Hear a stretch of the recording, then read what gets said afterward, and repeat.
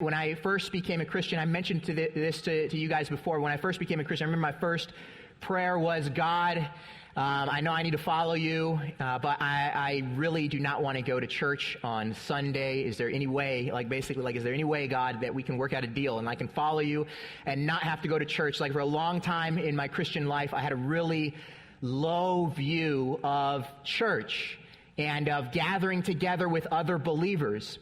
Sort of ironic.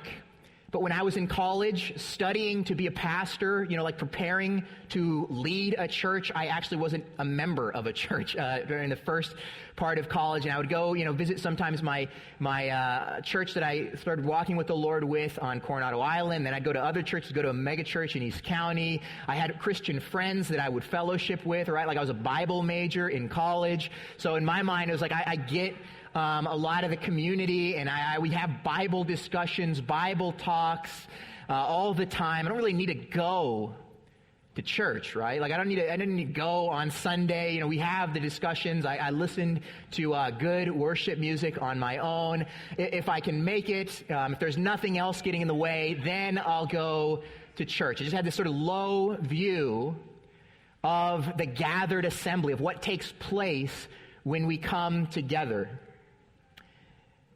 That's actually something that's not really uncommon. Recently, there's been some research done by an organization called Barna. Listen to what they said. Although church involvement was once a cornerstone of American life, U.S. adults today are evenly divided on the importance of attending church.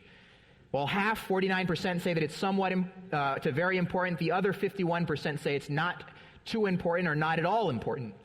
Regular church attenders used to be people who went to church 3 or more weekends each month or several times a week. Now people who show up once every 4 to 6 weeks consider themselves regular churchgoers, and many pastors and church leaders are accounting for sporadic attendance in their ministry planning. That was sort of like me in college, sporadic, all over the place. Later in college, that changed. I met a guy who was a pastor who's still a friend of mine, and he sort of took me under his wing and was discipling me, quote unquote. And I'll never forget one of the discipleship meetings that we had. We were at a Starbucks in downtown El Cajon, and we're sitting down having a discussion about church and life and theology. And this guy, he was from Chicago. He happened to be a huge fan of the Chicago Bears. Like he was always, looking up stats and wanting to watch the games. And we're sitting down, and he told me something that I'll never forget. He said, even if I had tickets to go see the Bears play in the Super Bowl on Sunday morning during church, I wouldn't go. And I laughed at him. I was like, dude, you're crazy, man. Like, that's weird. Why would you not do that?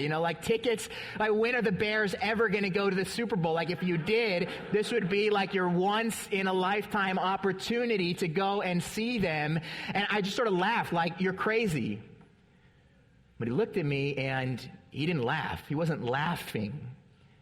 He kind of had a little grin on his face. Very seriously, he looked at me, and he said, where would you rather be than around God's throne with God's people?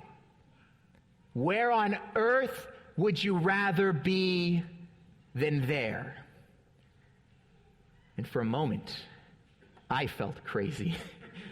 He made me feel crazy. It was almost as if it was like a no-brainer, right? Like the Bears in the Super Bowl, why? I don't care, right? Like, I love the Bears, but where would you rather be than around God's throne with God's people? See, and I read about that kind of thing. I heard about it. I just didn't know a lot of Christians who actually thought like that, so it really caught me off guard. And it bothered me a little bit at first. Now, I think years later, and as a pastor of a church, I understand what this guy was talking about. And I think many believers in Jesus Christ don't yet.